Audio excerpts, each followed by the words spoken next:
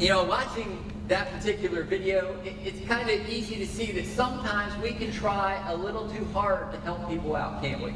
SpongeBob and Patrick, they had the right idea. They wanted to help Squidward have a great day, but they did not execute their plan very well at all. And sometimes we can try a little too hard to help out as well, can't we?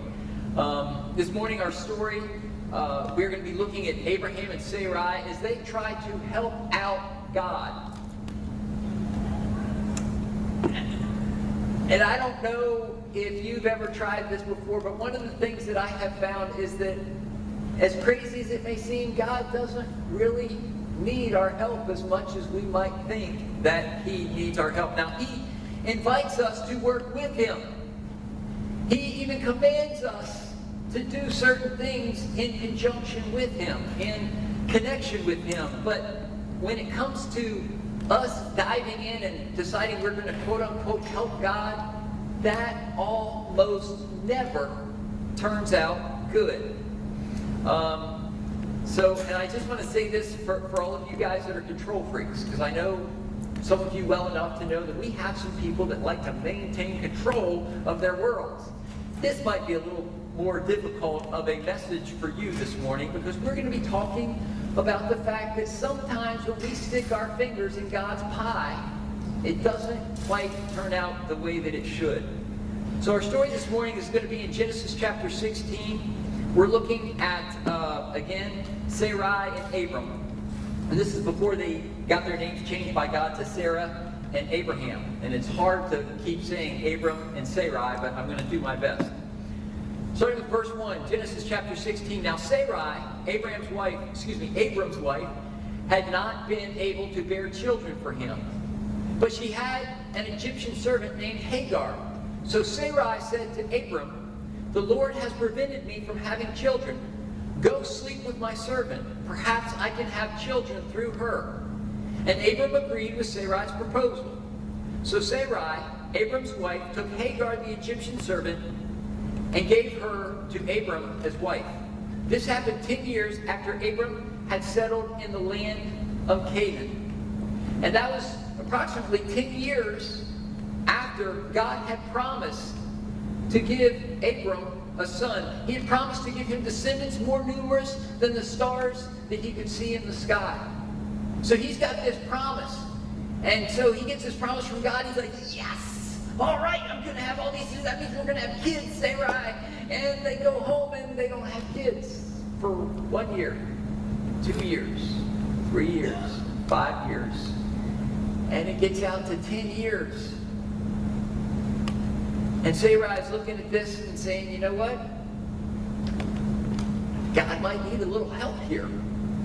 It might be time that I jumped in and saw what I could do, because, I believe that God gave this promise, and Abraham truly believed that God had given him this promise, but now they're left with the fact that it's 10 years later. Nothing's happened. So what are they left with? And the reality is, as we look at this and we find out later, it took God 25 years until he finally fulfilled the promise that he had made to these guys. And I looked at that and I thought, what's the message there? Other than the fact that maybe we ought not try to be helping God so much, I realized that God's timeline is almost always different than ours. Our timeline is not God's timeline. And what's important is this, though. If he promises something, if he says something to you, if he says something in the Bible about you, your family, your life, whatever, it's going to happen. At some point, it will. He always follows through on his promises. He just generally is not going to follow through on your timeline. He raised Joseph from prison to ruling the world in a single day after 13 years of nothing but hurt and frustration, after he had told him, they're all going to bow down to you. You're going to be a great man. Your whole family is going to be bowing to you one day. God told him that.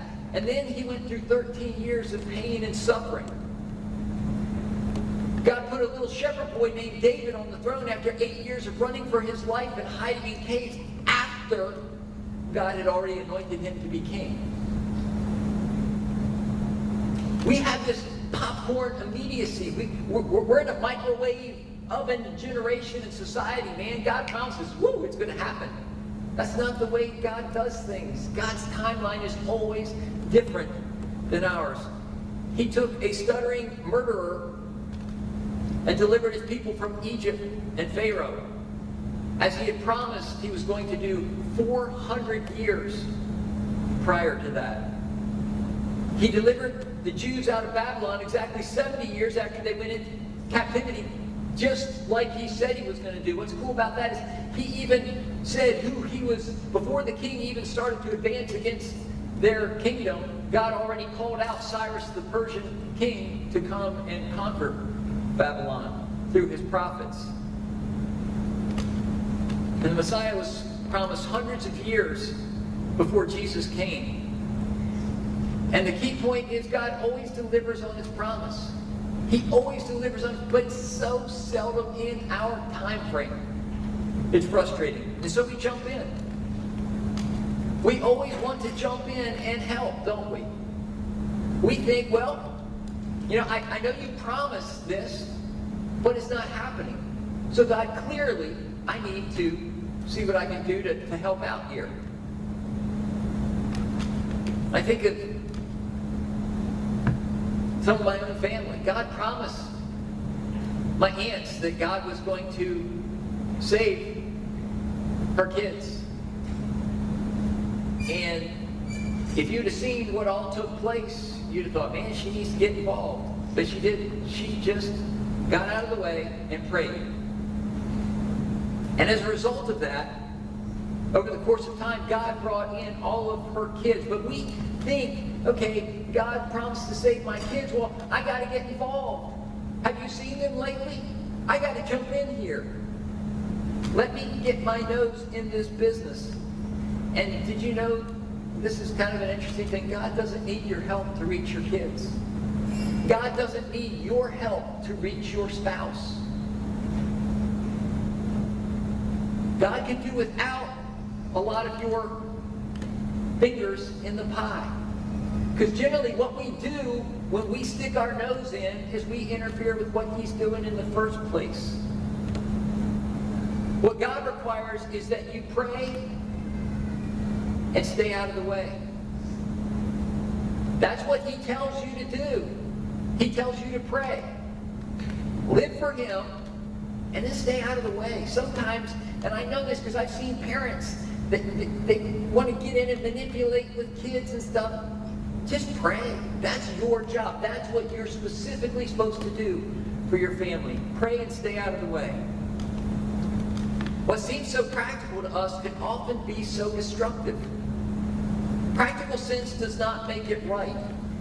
And I want to say this, if you get nothing else from what we covered this morning, and there's a lot that we're going to get to this morning, but practical sense does not make an action right.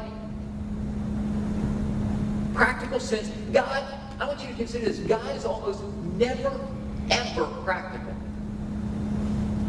Why would he be? Why would God consider, why on earth would God ever want to be practical? He doesn't need to be. He took an army of 22,000 men and pared it down to 300 men to go attack an army of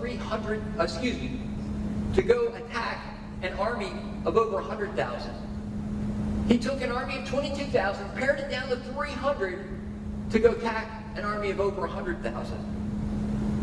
Reason being is because he didn't want the people looking at it and thinking somehow practically it took place. He doesn't work in the practical. I mean, he can, but he specializes in the completely impossible. He makes singers lead the way into battle. He makes shepherds and murderers and convicts his kings. He leads nations into traps just so that he can part the sea and be the deliverer. He sends his own son to die in order to conquer death. There is nothing practical about God. And again, why would he ever be practical? The more impossible, the more he gains glory. The higher the mountain, the bigger he is, so that we can actually see and tell. Why would he ever be practical? In your life, you should probably be more worried if you feel like God is calling you to do something practical than if he were calling you to do something impossible. Because if he's calling you to do something impossible, you know that he has to be a part of it in order for it to take place. So you know it's a God thing. But the practical things, all he's really doing at that point is giving you a responsibility. Abram and Sarai saw each passing year as the death of their dream of a family, and even the death of the promise that God had given them. Now, I thought about this and I thought, I'm sure that they were left wondering, God, what did we do? He promises descendants. He promises so many that the stars in the sky, that there's going to be more than all the stars that they can see up there. And then 1 year passes, and 2 years, 3 years, 4 years, and 5 years.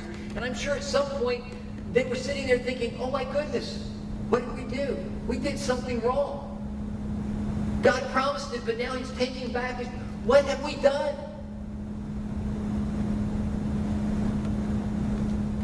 And they saw every passing year as the death of the promise. But God saw each passing year as the chance to show the fulfillment of his promise as a miracle and not just some natural, practical occurrence.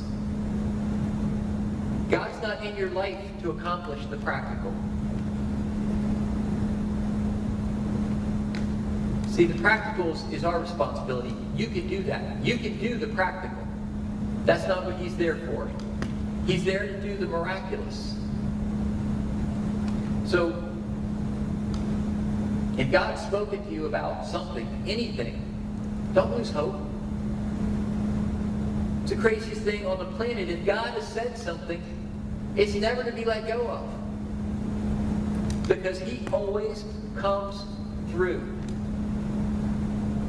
Don't let your impatience also get you busy trying to help him out, because he does not need your help in the process. Now, if he tells you to join him in doing something, you join him. But if he's just giving you a promise, you relax.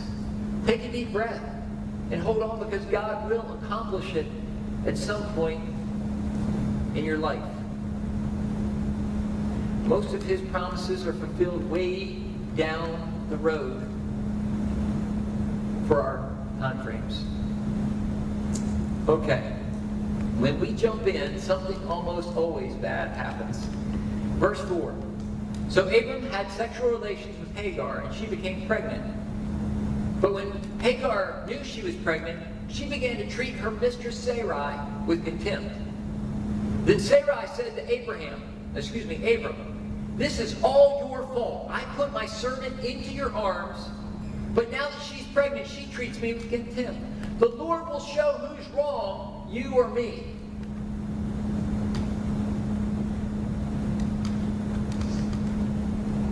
Somebody should have shared with her that just because you bring God into an argument doesn't mean you're right in the argument. Who was it that, and by the way, that whole, just because you bring God into an argument doesn't make it right, some people should share that with Westboro Baptist Church. Just because you bring God's name into things doesn't make your actions good, honorable, and correct. Anyway. But if you look at what just transpired, whose idea was it to give Hagar to Abram? It wasn't Abraham's idea. It was Sarai's. Who actually did it? It was Sarai. But as I look at that, I realize that even though everything that she says, this is all your fault, Abram. He didn't do it. But there's a message in here for us, okay? You ready for this? Here's the message. Husbands, wives, moms, dads, even kids at times, read between the lines. When it comes to your family, especially in heated situations, please don't look for logic. Read between the lines, because she's sitting there blaming him for all this stuff and saying the Lord will judge. But she's not right. But there's something going on behind all of that that she really needs to see addressed. And here's the message for families. In the middle of pain and frustration, we don't always communicate very well, do we? And in the middle of an argument, in the middle of a frustration, in the middle of hurt, we don't clearly communicate what we're trying to say. Families have a terrible tendency to just simply unload on each other. And we often say the wrong things in the wrong way and at the wrong time. And often we make about as much sense as Sarai does when she's yelling at Abraham here. But here's the trick. You have to look inside of the crazy person who's venting and ask yourself, what's really going on here? Can I tell you, when my wife and I first got married, I didn't do this very well at all. This is a learned trait for you, any new husbands here. This is a learned trait. To hear what your wife is saying, don't sit there and say, it wasn't my idea. I didn't put her in my, I wasn't even thinking about Hagar. She's not attractive to me. What are you doing? You know? It takes a long time for a husband to learn to bite his tongue, to step back and say, okay, I hear what you're saying. And you can't say this out loud to her, by the way. But what are you really saying? I hear the words coming out of your mouth, and they are garbled nonsense, but what's really in your heart that's bringing this about? And that's what a good husband, or even a good wife, will do. Or a good mom, or a good dad, and an incredibly good kid will sit back and say, okay, what's really behind this hurt and this frustration? That's what we need to do. Sometimes it's obvious what's going on, and sometimes it's not. Our ability to see beyond the surface can make the difference between losing our relationships and keeping them strong. Okay, so families in particular, it's not always about the right and the wrong of what's being said. It's about understanding, and it's about love. You often have to let the storm blow through and then look behind the curtain of the hurt and try to help with the healing. That's our job. And it's a wise woman or man who reads between the lines with your loved ones. Verse 6, Abraham replied, look, she is your servant, so deal with her as you see fit. Then Sarai treated Hagar so harshly that she finally ran away. Sarai treated Hagar so harshly that she finally ran away. A pastor put an ad on Craigslist asking to have coffee with folks who've left church. And after hundreds of conversations with these folks, there emerged a theme for why people pack up and hit the road and leave churches. And almost to a person, these people said they left church because church people are mean. That's why people packed up and headed out of church. And they said if they were to ever return to church again, the most important thing to them when they would go back to a church is to find people that were nice. That was their primary concern. And here's the crazy thing, they all still had faith. They all still believed in Jesus. But people were so mean in their churches that they literally drove them out. And here's the thing. I've been yelled at. I've been, quote, put back in my place. I've had some of the ugliest interactions on earth take place inside the doors of church buildings. I've had my joy stolen. I felt like Paul, that I've been beaten and left for dead a few times. And if I'm honest with myself and with you, I've been hurt, I've been hurt by church people. I've been hurt a lot by them. And the reason I'm even going there is because you guys, a lot of you have been hurt too. A lot of you that are coming through church doors, if you come through long enough and you get close enough with some of the people that are in church, a lot of times you get hurt by the people at church. And at this point, I know I'm supposed to spring into this thing about, but church is still beautiful. This is still God's body. I know that's where I'm supposed to go. But quite frankly, I think I'm going to save that for another time, because what I really want to say is that church is never supposed to be like that. Church is not a place where we're supposed to come in and get hurt. Church is supposed to be a place where we come in and we get healed. It's supposed to be a place where we come in and the love that surrounds us helps us to overcome the hurts that we have to wrestle with all the other times. It was never supposed to be a place of hurt. But at some point, we seem to have abandoned God's design and we've become religious people. Can I tell you what's wrong with being religious people? Who do you think the most religious people on the planet are? Folks, I guarantee you, I'd be hard-pressed to find one person here that's as religious as your general Al-Qaeda member. They are very devoutly religious people. Religion is not the answer for what God designed. Never has been, never will be. If somebody calls you a religious person, that's not a compliment as far as I'm concerned. I want to be a Christian. I want to be Christ-like. And somehow we've abandoned Christianity for religion. Because when I look at what Jesus said we'd be known as his disciples by the love that we have for each other. Not by the way we dressed, or what church we went to, or how we feel about this lifestyle, or that political leader, or this political... It's really not about that at all. It's about, do you live a life of love and joy and peace and patience and kindness and goodness and faithfulness and gentleness and self-control? And I look at that and I look at meanness. That's the exact opposite of meanness, but that's the fruit of the Spirit. And when we come to Christ, the Holy Spirit is supposed to come and take up residence in us. And when he takes up residence, the fruit of our life begins to overflow with love and joy and peace and patience and kindness. It's like we miss the whole kit and caboodle by thinking that we show up on Sunday and we do our doobies.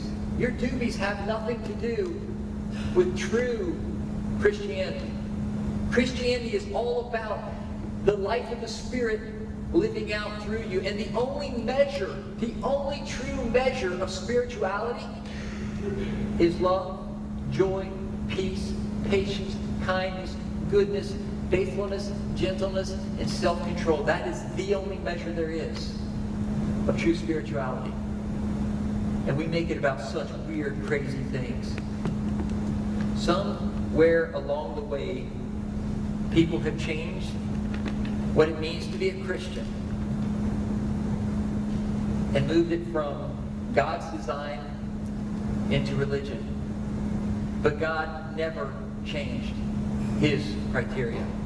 He still demands love. His Spirit still produces the exact same fruit as it did 2,000 years ago. He hasn't changed at all. So why do I share this? I share this because most of us have been hurt. And if you haven't, there's no guarantee that by the time you walk out of here today, you won't be. The hurts and the offenses, they come. But I don't want anybody limping out the door and not coming back. Because we are designed to wrap people in that love and that joy and that peace and that patience and that kindness and that goodness and that gentleness. We're supposed to be here as a healing agent in this world. But here's the thing. We need to be here for that because life itself brings us pain. We need to be here for that because every single person walking through the door has probably been hurt at some point in the last week, or if you're like me, maybe the last month. I'm kind of happy-go-lucky. It's hard to get through to me. But when you do get through to me, I still need some love. I need somebody to come put their arm around me and say, hey, how you doing? But one of the reasons I think God just doesn't close the doors of churches, and there's a lot of churches I could walk to and just say, close that one, close that one, close that one, close that one, because it's just become a religion. And they've lost love, and they've lost the goodness, they've lost the Spirit of God.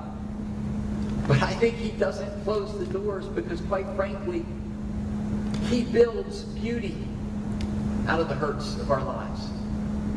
We should be coming in here with the hurts of our lives and allowing God to build something beautiful and strong and amazing in our lives out of that.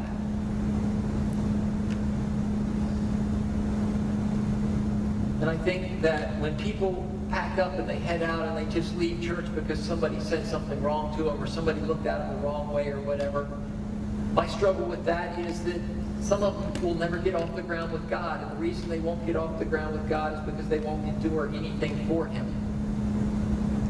I've seen that, and I struggle with that.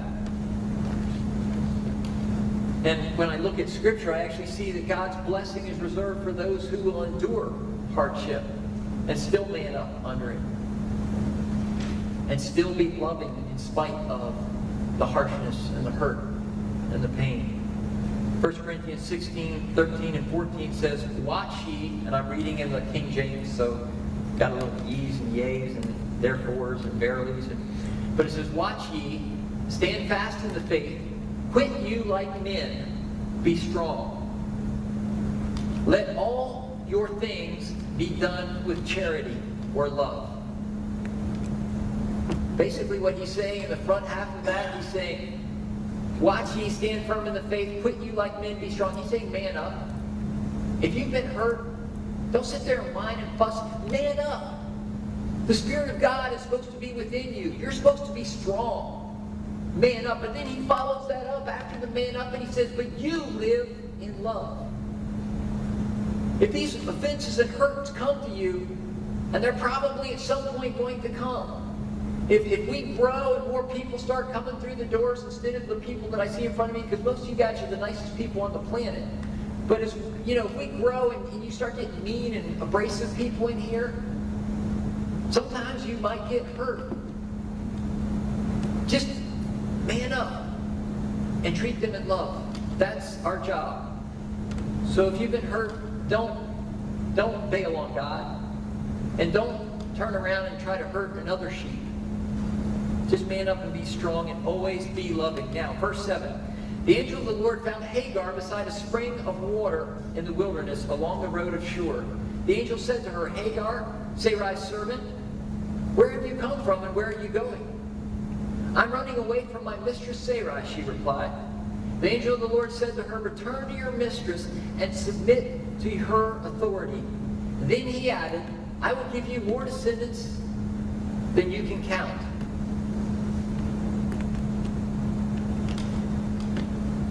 And I look at that, and here's the lesson. And this is not a pleasant lesson for anybody, just so you know.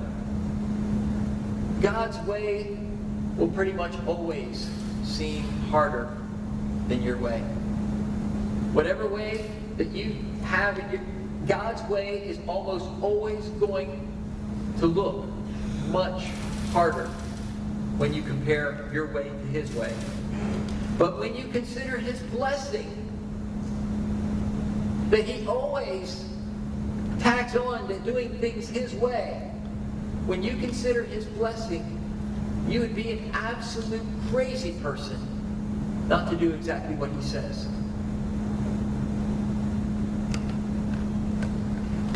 I started looking through Scripture and I started thinking about it a little bit, and I thought, okay, what are some examples of that?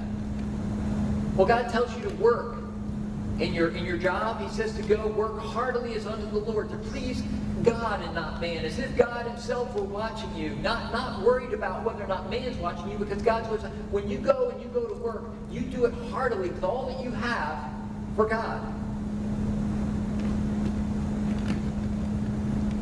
And our way is to go in, punch our time clock, and do just enough that we can get by and go home and get our paycheck. Given those two options, who gets promoted? Who becomes the manager? Who gets the higher salary? Who lives the better life down the road 10 years from now? The person that goes in and does it heartily as unto God? Or the person's like, man, I'm just putting in my time. Don't you ask me to do that. It's not in my job description. Who ends up in the best place? The Bible tells us to forgive. In fact, Jesus says we're supposed to forgive 70 times 7 in a single day. If somebody is doing you wrong, you're supposed to forgive them 490 times in just one single day. But you might say, oh no, I ain't, I'm going to hold a grudge. I'll show them. I will not forgive them. I will show them right here, right now. You will not do that to me. Okay. So, you're living your life in bitterness and in anger and in frustration with that person. Versus if you forgave them, you'd be able to let it go and live in peace. Now, to forgive someone doesn't mean that you just let them walk all over your rose garden every time. You're allowed to have boundaries. But if somebody crosses that boundary, if you don't forgive them, you hold on to bitterness, you hold on to anger, and you hold on to unforgiveness. And what happens is, according to all the doctors, that will kill you early. So not only have they wronged you, but now they're killing you. And it's your choice to obey God, let it go, and live in peace. Our way is not his way. The Bible tells us there's a way that seems right to man, but the end thereof are the ways of death. That's on the front of your bulletin, and it is so true. God tells us to save ourselves for marriage, to live with one partner to satisfy your needs for life. And of all the funny things, studies have now shown that of all the people that have the most fulfilling sexual life, and some of you may be shocked by this, but it's actually Christian husbands and wives. They have the most satisfying, they have more sex than they have, according to their own,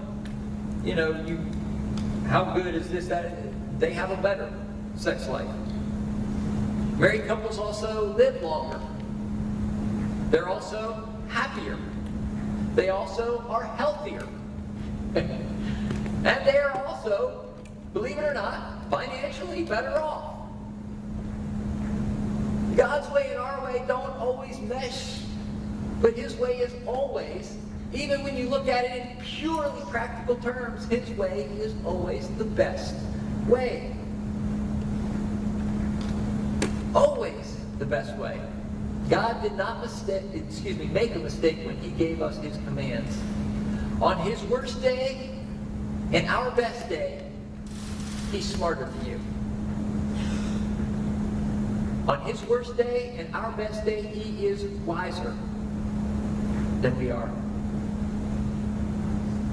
And one thing that I absolutely love about God is that he always honors those who obey him. Always. So this morning, here's what we said.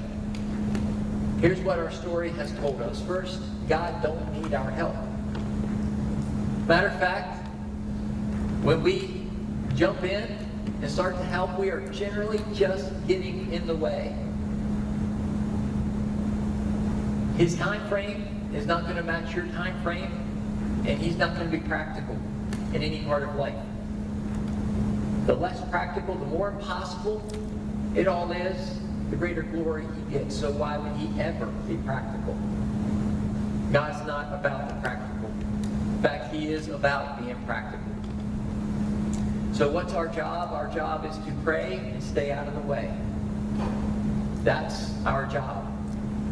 Our job is to pray and stay out of the way and let God do what God does, which, if you see it fading away like they did year after year after year, God doesn't fail his promises. He always comes through. Your job is to trust. Pray and don't get in the way. And when we're dealing with family members, we need to step back and read between the lines. Because she says, you always do it this way, doesn't mean you always do it this way. You don't come back and say, I don't always do it this way. Did I do it this way yesterday? Did I do it this way the day before? No, I don't always do this. No, that's not what she's trying to say. You need to go beyond what someone is saying with their mouth and look for their heart and say, what's really being communicated here? And how can I help alleviate that hurt and help this person heal? And then, can I say, can we just be nice? Of all the things that we as Christians need in this world, we simply need to learn to be nice. If you're a Christian and you're not nice, are you a Christian? I don't know. Because God said they're going to know you're my disciples by the love you have one for another. And if you are my kids, then you're going to be bearing fruit. And that fruit, according to Scripture, is going to be love and joy and peace and patience and kindness and goodness and faithfulness, gentleness and self-control. Finally, God's way may look hard, but it is always, always, always the best way to live our lives. Always. Let's pray.